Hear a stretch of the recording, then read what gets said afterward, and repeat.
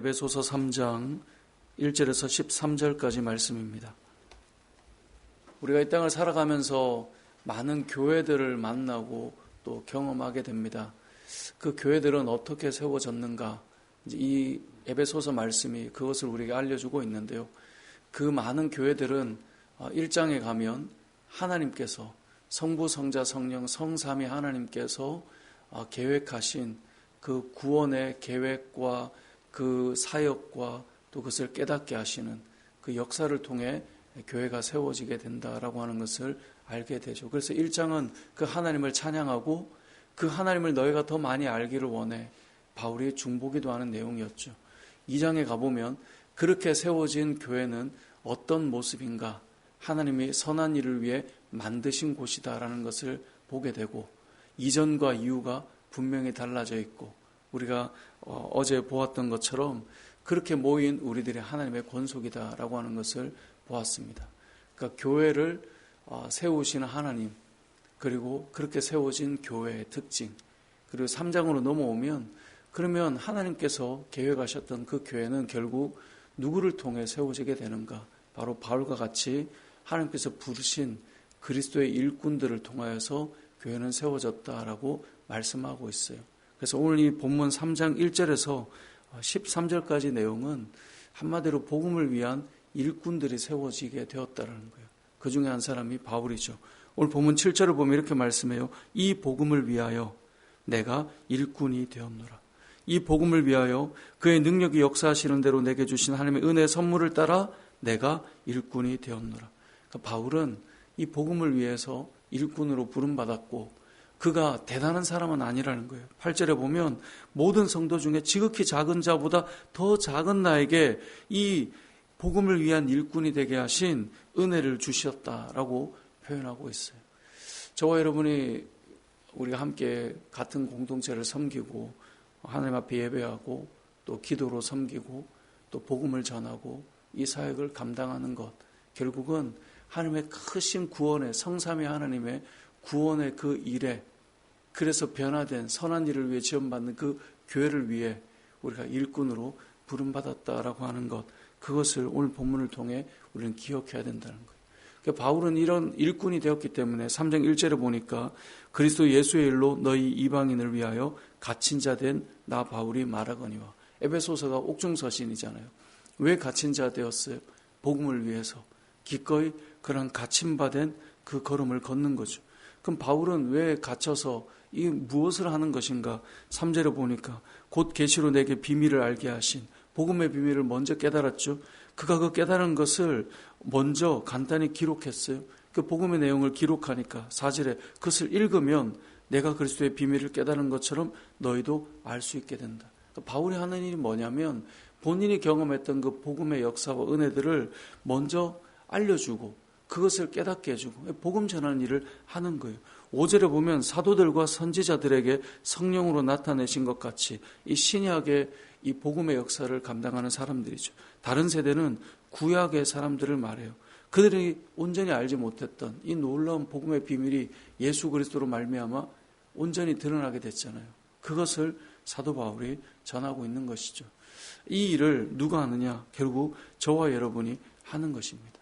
이 일을 할 때는 우리에게 어려움이 있습니다. 그래서 13절에 보면 그러므로 너에게 구하노니 너희를 위한 나의 여러 환난에 대하여. 왜 바울이 이런 환난이 있습니까? 복음의 일꾼이 되었기 때문에 갇히기도 하고 환난이 있죠.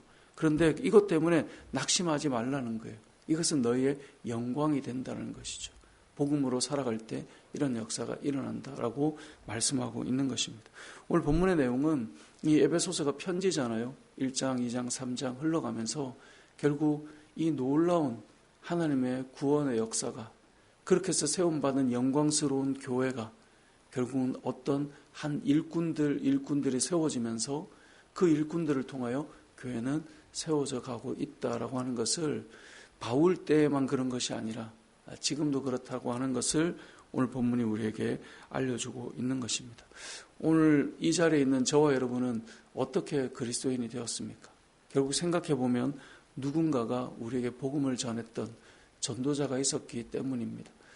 태어날 때부터 부모님이 신앙 안에 있었다면 흔히 모태신앙이라고 말하면서 부모님이 전도자가 되어준 것이고, 그렇지 않다면 우리는 살면서 누군가에게 복음을 듣게 되고 그 복음을 통하여서 예수님을 만나게 되는 어떤 접촉점과 계기가 생겼기 때문에 저와 여러분이 이 자리에 있는 것입니다.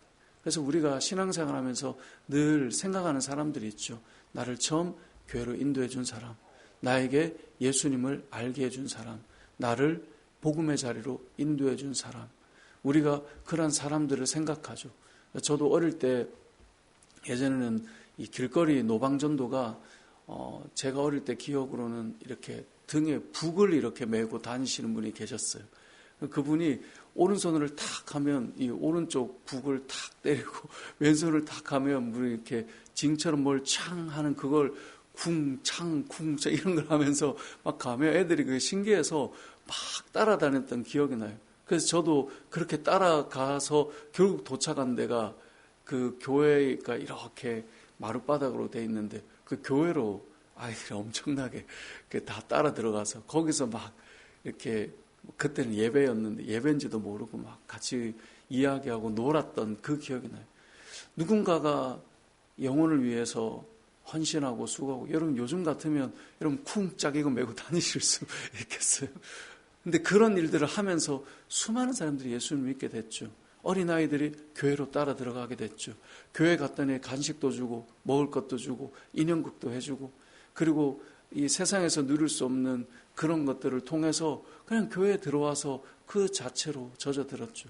그 앞에서 이 설교했던 전도사님 저도 참 잊지 못하는데, 제가 유년부 2학년 초등학교 2학년 때 이제 기도를 받았거든요.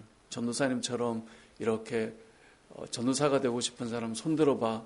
왜 손들었는지 모르겠어요. 그냥 그때 어린아이들이 한가득이었는데 그중에 3명이 손을 들었는데 그 3명이 다 나오라고 그러셔가지고 기도해 주셨거든요. 제가 나중에 대학교 졸업반 때 수련회를 갔다가 제가 일반대를 다니다가 이 부르심이 있을 때 하나님께서 제가 그 어릴 때 기도받았던 그것을 그대로 보여주셨어요. 그래서 제가 이제 길이 완전히 졸업반 때 바뀌게 돼서 신학대학원을 가게 됐는데, 그러한 시간들 때로는 이름조차 기억나지 않는 분이지만 그분들의 어떤 복음에 대한 열정과 그 말씀과 그러한 헌신들을 통해서 제가 예수님을 만나게 되고, 그리고 지금 또 이렇게 복음 전하는, 또 말씀 전하는 목사가 돼 있는데, 저만 그런 게 아니죠. 이 자리는 여러분들도 반추하고 돌아보시면 그런 생각들을 할 수밖에 없죠. 제가 그 책들 중에 어떤 신학자가 했던 말인지 지금 기억은 잘 안 나지만 이분이 그런 말을 했어요. 사람이 결혼과 예수님을 믿는 것은 혼자 할 수 있는 일이 아니다. 결혼은 혼자 하는 사람이 없잖아요. 누군가가 만나줘야 하잖아요. 예수님을 믿는 것 혼자 하는 일이 아니다. 저는 그게 상당히 인상적인 글귀였어요. 누군가가 예수님을 믿었다면 그 사람은 누군가로부터 복음을 들었던 거예요. 열방에 나가 있는 선교사님들이 복음을 전하러 왜 떠날까요? 누군가는 알려줘야 그들이 예수님을 만나기 때문에 그런 것이죠. 오늘 3장이 그 이야기를 하는 거예요. 바울이 일꾼이 되었다는 거예요. 이 복음을 위해서 내가 일꾼이 되었다. 그래서 내가 갇힌 자가 되기도 하고, 그래서 내가 이 환난 중에 있기도 하지만 그것이 너의 영광이라고, 내가 이렇게 가는 것이라고. 저와 여러분의 삶은 우리는 예수님을 믿게 돼서 구원받았다라고 하는 1차적인 은혜에 멈추는 것이 아니라 저와 여러분은 이 복음을 위한 일꾼이 된 사람들이에요. 바울은 왜 그 환난 안으로도 들어갈 수 있을까? 복음을 전하는 일꾼의 그 영광이 얼마나 큰 기쁨인지 알았기 때문에 가능할 거예요.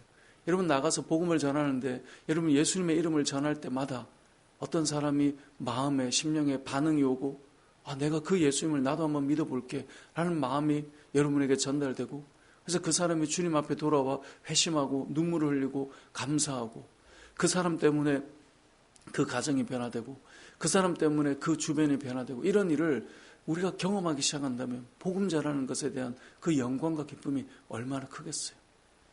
그러한 은혜들을 바울은 지금 고백하고 있는 것이고 저와 여러분이 그 마음으로 섬김에 나아가는 것이죠.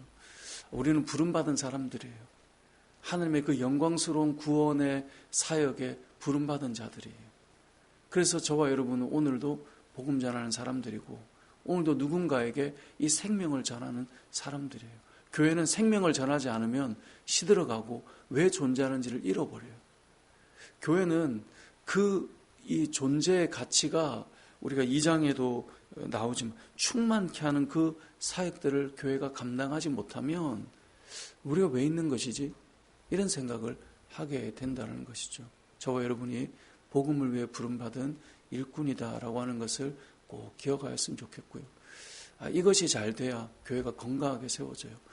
예전에 그런 표현을 해드린 적이 있는데 군대가 그렇다는 말을 하지 않습니까? 군대가 훈련이 엄청 빡세면, 빡세단 말이 표준인지 모르겠는데 아무튼 훈련이 엄청 고되면 내무반이 편안하대요. 그러니까 왜냐하면 훈련이 힘드니까 고참도 후임들을 막 이렇게 갈군다라고 표현하는데 그렇게 하지 않는다는 거예요. 훈련 자체가 힘드니까. 근데 이 부대가 편하면요, 안에서 그 고참이 그 에너지가 젊은 때 어디로 가겠어요? 그 안에서 갈고 힘들게 하고 그런 어려움이 있다는 거예요. 그래서 본질에 집중해서 그것을 향해 달려가면 우리가 잘못되는 일들이 사그러든다는 이야기를 하는데 그게 참 많이 와닿더라고요. 교회도 마찬가지 아닐까요?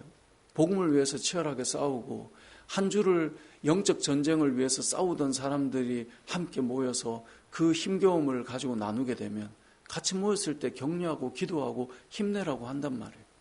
복음을 위해서 달려가는 마음이 사라지면요, 안에서 일들이 일어날 수 있는 거예요. 물론 우리가 지금 그렇다는 게 아니라 그럴 수 있다는 거예요. 어느 교회나 마찬가지.